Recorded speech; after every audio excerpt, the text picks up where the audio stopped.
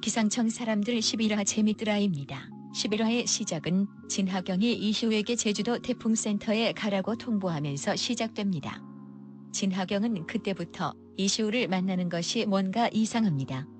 다음날 전국은 폭염으로 몸살을 앓고 있습니다. 비 소식은 없고 폭염만 이어지니 기상청도 국민들도 모두 힘든 상황이었습니다. 진하경이 아침 회의를 주재하며 폭염 상황을 이야기할 때 이시우가 보낸 문자가 신경이 쓰였습니다. 그러다가 회의 때 말 실수도 합니다.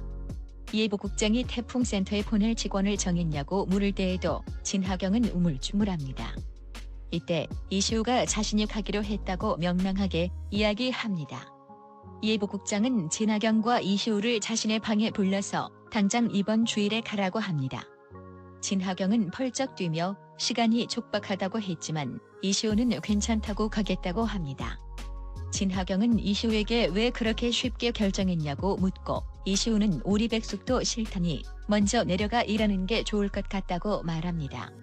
그러자 진하경은 국장님에게 다시 말해서 시간을 늦추자고 하니 이시우가 정색을 하며 헷갈리게 하지 말라고 이야기합니다. 그때 이후로 진하경은 이시우의 눈치를 봅니다. 그러다가 탕비실에서 둘은 말다툼을 합니다.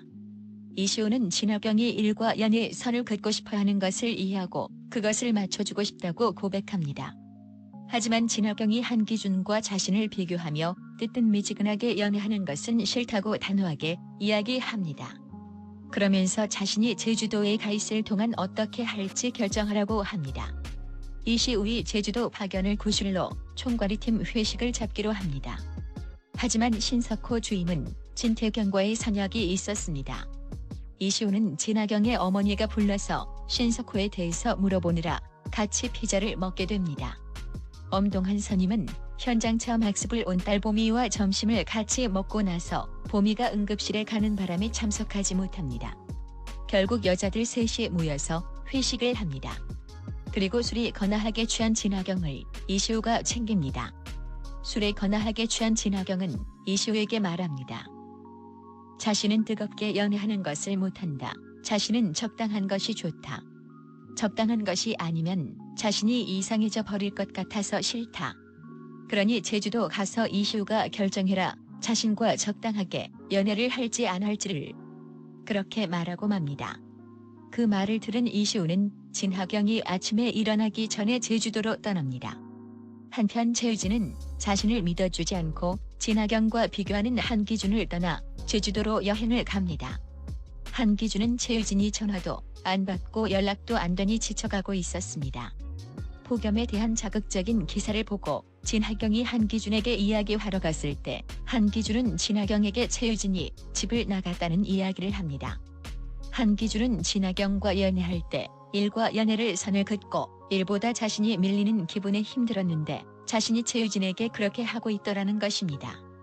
진하경은 이시우에게 똑같이 하고 있는 자신을 발견하게 됩니다.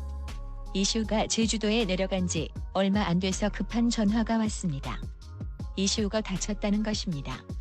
그 소식을 전한 사람은 다름 아닌 최유진이었습니다. 예고편에서 보니 이시우가 태풍센터에서 관측 장비를 만지다가 벼락에 맞아 화상을 입어 눈도 보이지 않게 된 것 같았습니다. 11화의 주제는 1도씨입니다.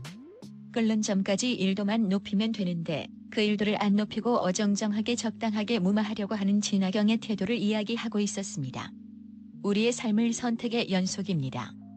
모두 다 처음 살아본 인생입니다. 그런데 어떤 이는 과감한 결정들을 내리고 진취적으로 삶을 살아가는 데 비해 어떤 이는 안전한 자리에 있는 것이 최선이라고 하며 자신은 괜찮다고 자위하며 다른 사람에게도 그 모습을 강요하고 있습니다. 1도만 높여서 새롭게 살아보면 어떨까요? 그런다고 세상이 망하지는 않을 것입니다. 재밌더라였습니다.